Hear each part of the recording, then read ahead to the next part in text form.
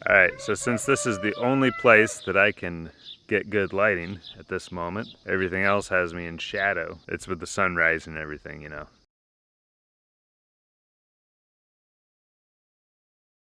Good morning, lovely people. We're gonna go out and do some chores. Welcome to the farm today. There's so much fear in the world right now, it's really disheartening, especially how many people are succumbing to it. Whether that's fear that's politically motivated, I'm not saying anything about anybody in particular, just in general. Whether that's fear of a particular global health concern, or whether it's fear of just following your dreams. I think I might have 5 tips to help you overcome and crush fear. As an Army veteran, infantry who's seen conflict overseas, I've come face to face with fear. You know, when your life is literally at stake and you could be a split second away from this being your last moment of consciousness. That is something that most people have never experienced.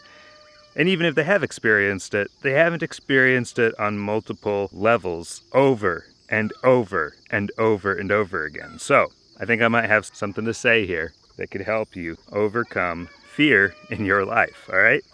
The first thing that I recommend is that you make good news a ritual in your life. That means every single day, good news in, good news out. There's so much negativity out there.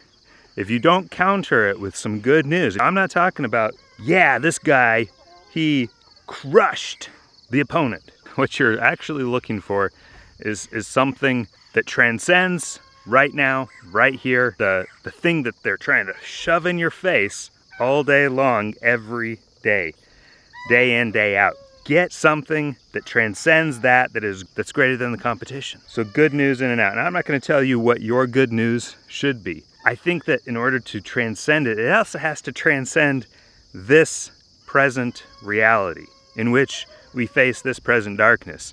And so for me, good news, and now I don't want to preach at you. I'm just telling you, for me, good news is, as I'm a Christian, it is Jesus Christ crucified for the forgiveness of my sins, because I'm a sinner, and without him, I'd be damned. And that, because of his death, burial, and resurrection, I am too going to be raised from death, so that it doesn't matter what happens to me. See how this transcends everything else going on around here? Everything else going around me? On around you? Now I'm not saying it has to be this specifically. I've got my particular bias. You can choose something else. I'm not sure what else could be greater than this. Jesus Christ crucified for the forgiveness of my sins. Your sins too, by the way. If you want this, it's yours. He's given it to you freely, and he will raise all flesh on the last day, and they will live with him in peace for perpetuity. That's for me. That's my good news, and I get a dose of that, specifically that, every single day. Now, do I do self-help things? Do I do, 2-step, 3-step, 5-step things?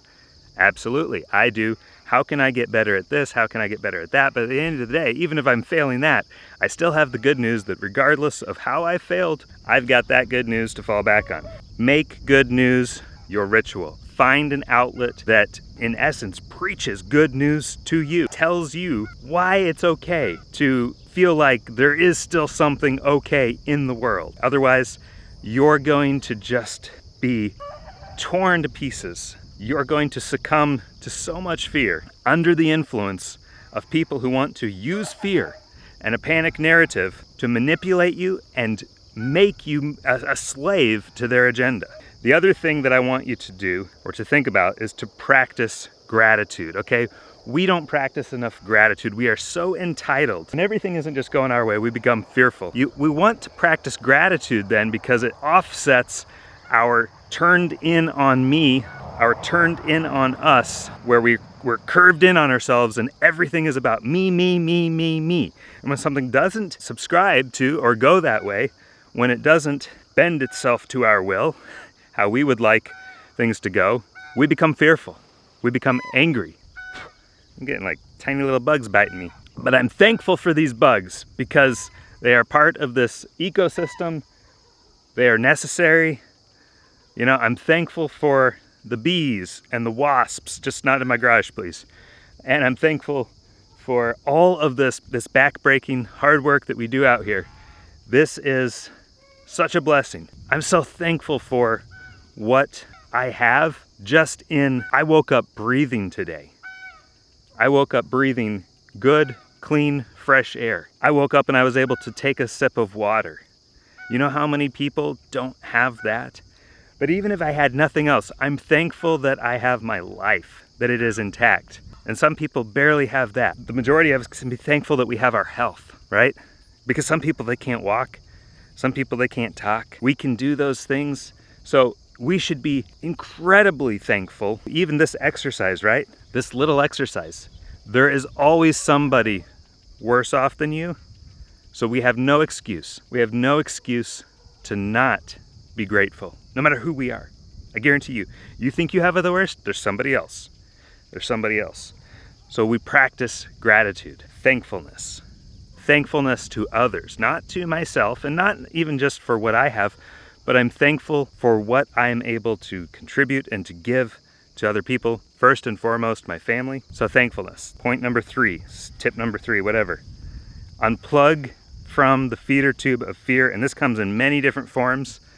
This can come in the form of the mainstream media, social media, subreddits on Reddit. We latch onto these.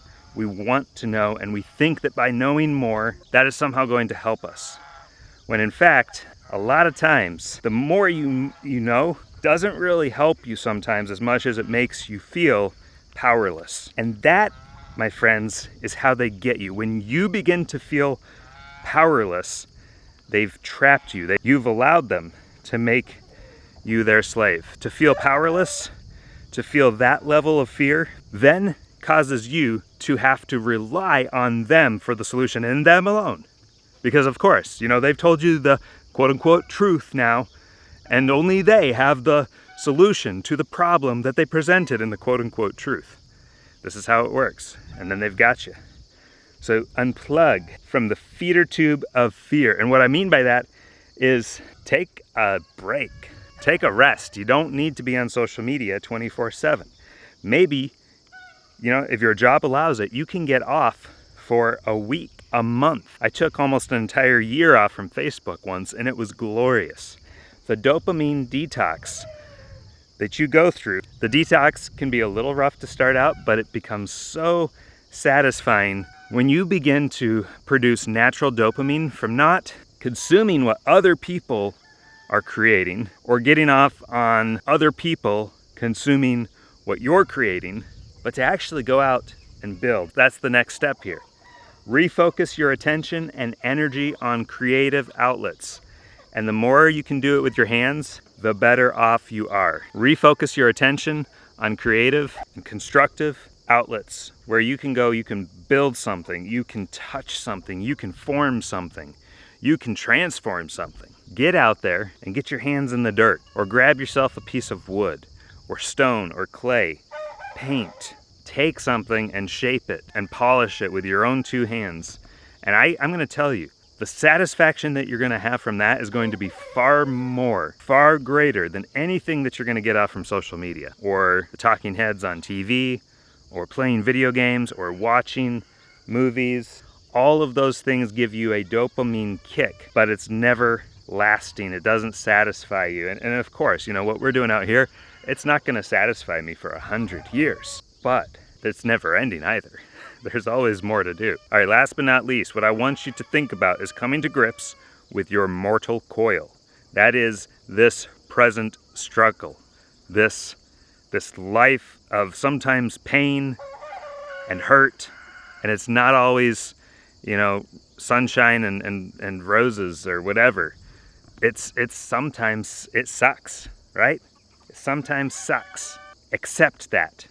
Accept that sometimes life just isn't great. And what that's going to do for you is realize that when something comes along that's painful, it's not going to shock you to your core. It's not going to paralyze you. It's not going to leave you in such a deep depression that you can't do anything except turn to somebody else who has the solution to the problem that they claim you have succumbed to, and they're going to rescue you. No. Understand that sometimes life is struggle, that nothing good comes without struggle and pain and striving and surviving. And this is just a part of being human in this present age. This is just a part of you and I being alive. I tell you, we are alive when you feel pain, when you go through suffering, when there are trials, temptations, tentatio. Then understand that you are alive. This is, so if everything were fine, if you never experienced any of this, where would be the joy in overcoming the obstacles and overcoming the struggles? Would there be any? I really doubt it. I really doubt you would be able to tell me then that life is worth living when there's no challenge to it, right?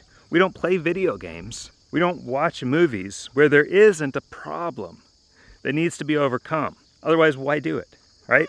You don't watch an action movie that has nothing but, peace and it's puppy dogs and rainbows. What's the point in that? It doesn't give you any sensation or satisfaction of, all right, they did it. Much more so in life. Now, here's the thing. People often have unrealistic expectations that, yeah, but I'm going to be better than that. That's not going to happen to me. Yeah, it is. Oh, most likely it very much likely is. Understand, set your expectations low, and then you might just be surprised in a good way instead of a bad way. Hope for the best, prepare for the worst, right? So set your expectations low, and then you're going to find that maybe life isn't as bad as it could have been. I'm hoping that something can come out of this talk that benefits you, that helps you detach from the fear and the panic narratives and the manipulative tactics of those who would want to control you, so that you can have a little peace in your life, so that you can enjoy life a little more. Life just isn't worth living. A life that is full of fear and that is devoid of pain and suffering and that doesn't require anything from you, but that relies wholly and completely on somebody else to save you, that sort of life just isn't worth living. So I'd invite you to join me where I'm at in this mental plane, in this plane where we understand how life actually works. And we're not succumbing to fear, and we're not being blown about and swept along by every new pronouncement of doom and gloom that comes along on the television. At the end of the day, it's up to you.